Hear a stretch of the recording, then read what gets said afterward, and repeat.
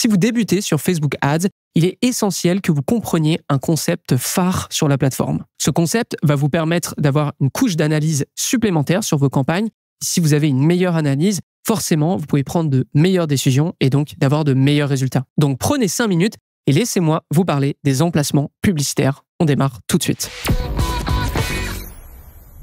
Bonjour à tous et bienvenue sur No Pay No Play, la chaîne YouTube dédiée à Facebook Ads et qui s'adresse notamment à toutes les personnes qui débutent, qui démarrent leur expérience sur la plateforme publicitaire de Meta et qui aimeraient faire le moins d'erreurs possible pour arriver le plus vite possible à une bonne situation et pouvoir augmenter leur budget au fur et à mesure. Mon nom est Antoine Dalmas, je travaille chez J7 Media, je suis un média buyer sur Facebook Ads depuis de nombreuses années et sur cette chaîne, je vous partage un maximum de conseils pour justement avoir une bonne première impression, une bonne première expérience sur la plateforme. Comme je vous l'ai expliqué un petit peu en introduction, aujourd'hui, j'aimerais parler des emplacements. Pourquoi ? Parce que à de nombreuses reprises sur No Pay No Play, j'ai pu répondre à la question un peu suivante. À quel moment je fais des tests sur l'emplacement story ? À quel moment je fais des tests d'exclusion d'emplacement, etc., etc. Alors, pour certains, vous avez compris ce que j'ai dit, pour d'autres encore pas du tout. Et c'est pour cette raison que je vais juste mettre un petit peu de contexte. Sur Facebook Ads, vous êtes sur une régie publicitaire.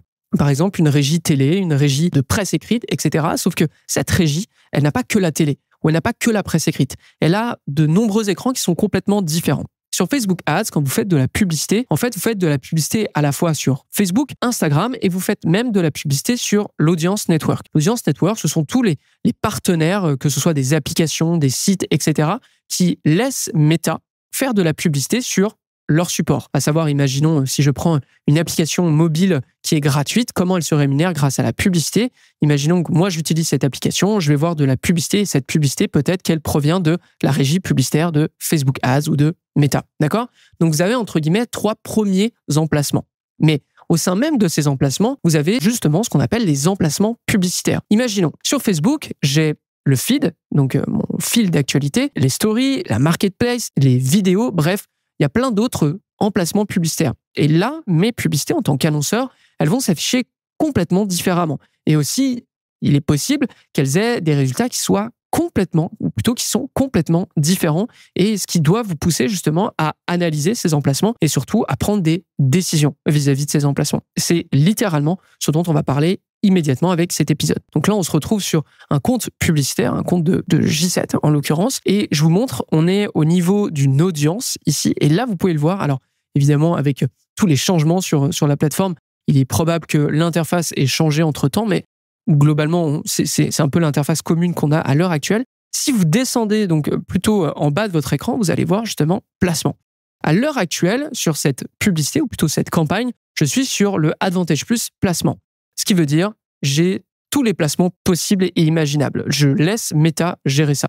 Si je clique ici, en fait, il va me permettre soit de rester en Advantage Plus, soit en Manual Placement. Et là, on va aller regarder un petit peu. On a justement toutes les plateformes, donc Facebook, Instagram, Audience Network et même Messenger, parce que c'est une application différente, mais bon, vous aurez compris que c'est Facebook. Et lorsqu'on regarde en bas, on a par exemple tous les emplacements feed. On a Facebook Feed, Profil, Instagram, Marketplace, Video Feed, etc. Dans les stories, ou plutôt emplacement vertical, on aura les Instagram Stories, Facebook, Messenger, Instagram Reels, parce qu'on a aussi les Reels, etc., etc. Donc, vous voyez que ici, je pourrais faire le choix, par exemple, de enlever tout ce qui concerne le feed et laisser Meta optimiser uniquement mes publicités en story ou plutôt en in-stream ou en search, etc., etc. Ce que je ne vais pas faire ici. Mais au moins, vous savez que vous pouvez modifier comme vous voulez. Petit conseil, si vous observez que vous avez de meilleurs résultats sur mobile versus les PC, eh bien, vous pouvez décider justement de ne mettre que les mobiles. OK ? Ensuite, de mettre que Facebook, Insta, etc., etc. D'accord ? Donc là, je vous montre comment ça fonctionne. Maintenant, je vous montre quelle est l'analyse à sortir. Donc, je vais discard draft et on va sortir. OK. Donc là, on est sur une campagne qui a tourné, qui a à peu près dépensé $500 en publicité. On va juste se sortir un vrai tableau de performance, parce que je trouve que là, c'est un petit peu catastrophique. Alors, attendez, hop, Customize colonne, comme ça, vous revoyez aussi ça. On va se mettre résultat, coup par résultat, voilà, et à la limite, un petit reach. Voilà, ok, j'applique, Et là, au moins, j'ai tout ce qui m'intéresse. En gros, combien j'ai payé, combien de résultats j'ai eu et combien de coûts par résultat j'ai eu sur cette audience. Mais ce qui nous intéresse véritablement, c'est, comme je vous l'ai dit, les emplacements. Donc là, en fait, je vais aller sur Breakdown. Je sais pas comment ça s'appelle en français, mais vous voyez les 3 barres comme ça. Et là, vous avez justement plein de propositions. Vous avez des propositions démographiques. Donc, ça peut être, par exemple, quel est l'âge, regardez les résultats vis-à-vis de l'âge, vis-à-vis du genre, vis-à-vis de l'âge et le genre en même temps, vis-à-vis de la géographie, de la delivery, etc. Et justement, on voit les placements. Donc, on va lancer ça ici. OK. Et là, pour le coup, on a des informations un peu plus intéressantes. Si je regarde, si je suis un annonceur et que je dois prendre une décision parce que cette campagne, elle a dépensé pas mal d'argent, je risque d'en faire une autre et j'ai envie d'éviter de payer sur des emplacements qui me coûtent trop cher, qui prennent trop d'argent et qui m'apportent pas assez de résultats. Pour ce faire, je vais regarder un petit peu ici et là, vous pouvez voir Instagram, Facebook, Instagram. Donc, cette colonne, ça va être toute la partie quelle application j'utilise. Ici, feed, Facebook Ad, feed, Instagram Stories, ça va être l'emplacement. Et ensuite, in-app, desktop, en gros, est-ce que c'est sur mobile ou est-ce que c'est sur ordinateur? Donc là, on va regarder, par exemple, ici, en laissant Meta complètement gérer toute la partie dépenses sur cette campagne, j'observe qu'une grosse partie de la publicité ou du budget est partie notamment sur Instagram, feed, in-app, à savoir le feed Insta au niveau de l'application mobile. D'accord. On voit que ça m'a coûté 4,88 $. Ici, on est sur Facebook Feed, et on est en in-app. Donc, ça veut dire l'application mobile, Facebook, le fil d'actualité. Ici, on a à peu près quasiment le même budget dépensé, sauf que je suis à 3,87 $ le coût par lead, ce qui est 1 $ de moins que Instagram. On continue. Instagram Stories, in-app, donc les stories Insta sur l'application mobile. On est à quasiment 5 $ de dépenses, 5 $ de coût. Et ici, pareil, Instagram, les Reels, on est à 5 $ le coût par conversion. Donc, on enchaîne les Reels, 5,96. Donc là, en fait, on comprend un truc, c'est que les emplacements verticaux, c'est quelque chose qui me coûte assez cher. Donc, c'est peut-être pas quelque chose qui m'intéresse véritablement. Accessoirement, mais ça, vous pouvez pas le voir, vous pouvez pas le savoir, mais je vous le dis pour justement prolonger un peu cette expérience d'analyse, je peux vous le dire, sur cette campagne, je n'utilise pas de version verticale de ma publicité. Donc, il est certain qu'entre une version verticale et une version carrée standard, eh bien, la version verticale pourrait avoir de meilleurs résultats. Donc, imaginons, si je dois prendre une décision sur ma prochaine campagne, si je veux laisser des emplacements verticaux, je dois être en mesure de proposer à Meta peut-être une version de mes publicités qui soit verticale, en plus des versions normales. Pourquoi? Parce que si je relance ça comme ça, il est quasiment certain que je vais encore avoir de mauvais résultats. Donc ça, c'est le point 1. On enchaîne un petit peu. On voit que certains emplacements ont eu finalement très peu de volume. Alors, peut-être que j'ai pas eu assez de budget, parce que mine de rien, vous voyez qu'il y a quand même pas mal d'emplacements et de tests à faire. On observe aussi que ici, en desktop, ça m'a pas coûté très très cher. Sur Facebook, en tout cas, Facebook Feed. Par contre, j'ai eu très peu de volume.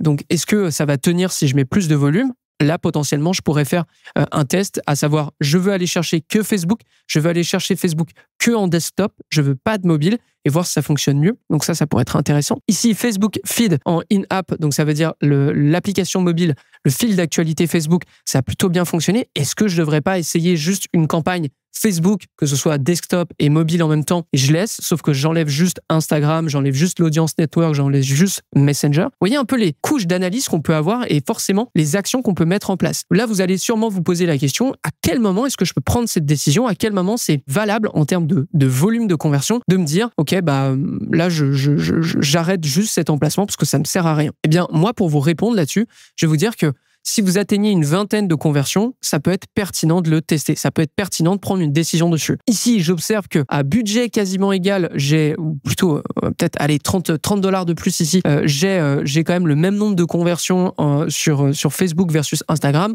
Je pense que Instagram va juste sauter. Surtout que Instagram n'a rien d'autre à me proposer que le feed, qui est déjà mauvais pour moi, et en plus de ça, les Reels et les Stories, qui sont déjà, on le sait, mauvais pour moi parce que j'ai pas de version verticale de mes publicités. Donc là, il y a vraiment quelque chose à faire. Virer peut-être Instagram, partir uniquement sur Facebook, partir uniquement sur Facebook mobile ou partir uniquement sur Facebook desktop ou même les deux. C'est des choix que je peux avoir à faire.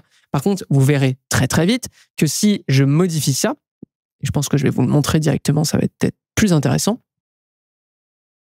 Vous pouvez voir ici, alors, j'ai pas le volume, je sais pas où est le volume. OK, là, on a un reach de 15 000 personnes maximal. On va voir si je joue un petit peu avec les placements qui sont ici. Ouais, c'est pas nécessairement facile de retrouver. Si je vire, par exemple, l'audience network, Instagram et Messenger, on va voir que, ok, bon, globalement, ça n'a pas trop changé. Tant mieux, parce que à l'inverse, je sais que si vous enlevez Facebook, pour le coup, là, vous risquez. Ok, vous voyez que là, le volume maximal vient de tomber. Il faut aussi comprendre avec cet emplacement, ce concept d'emplacement, que Facebook drive une très grosse partie du volume potentiel. Je ne dis pas que c'est là que vous allez avoir toutes vos conversions ou même que vos conversions vont être les plus profitables. Je dis juste que Facebook, pour le coup, c'est vraiment l'endroit où vous avez la grosse marge de manœuvre pour optimiser. C'est important à comprendre et c'est important à garder en tête si vous faites ce genre d'optimisation. Imaginons que vous voulez pousser absolument Instagram. Potentiellement, Instagram, vous risquez d'avoir, entre guillemets, dépendamment de l'audience que vous utilisez, parce que là, moi, j'ai des intérêts successifs, eh bien, potentiellement, vous aurez peut-être un blocage au niveau du volume de votre audience, ou du moins, peut-être qu'après plusieurs mois, vous aurez potentiellement saturé votre audience. Donc ça, il faut le savoir. Donc, c'était une petite vidéo où je voulais vraiment vous parler de ça parce que je recevais pas mal de questions vis-à-vis de quand est-ce que je dois lancer un test vertical, quand est-ce que je dois lancer un test uniquement sur Facebook ou Insta. Là, vous avez la réponse grâce à cet outil de breakdown. Et je vous invite d'ailleurs à aller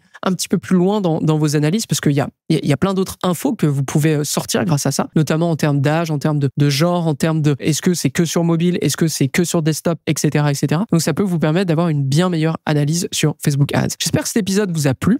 D'ailleurs, si vous avez envie de devenir meilleur sur Facebook Ads, moi, je ne peux que vous encourager à rejoindre la J7 Academy, qui est un écosystème qui nous permet, chez J7 Media, de former n'importe quel média buyer, qui soit un total débutant, qui soit un intermédiaire ou même un expert, qui soit un freelance, qui soit chez l'annonceur directement ou même en agence. On vous aide absolument tous à devenir meilleur sur Facebook Ads, mais surtout à le rester grâce à des workshops, grâce à une plateforme de vidéos qui peut répondre à toutes les problématiques existantes sur Facebook Ads et notamment grâce à un espace Slack qui vous permet d'avoir des réponses concrètes vis-à-vis des questions, vis-à-vis des questionnements, des doutes que vous pouvez avoir sur Facebook Ads. Plus d'infos sur j7academy.com ou dans les notes de l'émission. Si cet épisode vous a plu, évidemment, mettez-moi un petit pouce, un petit commentaire pour me dire ce que vous avez aimé, ce que vous aimeriez aussi que je traite en vidéo parce que je suis très attentif à ce que vous me dites et surtout à ce dont vous avez besoin sur Facebook Ads. C'est tout pour aujourd'hui et moi je vous donne rendez-vous pour une prochaine vidéo de No Pay No Play. À très vite tout le monde.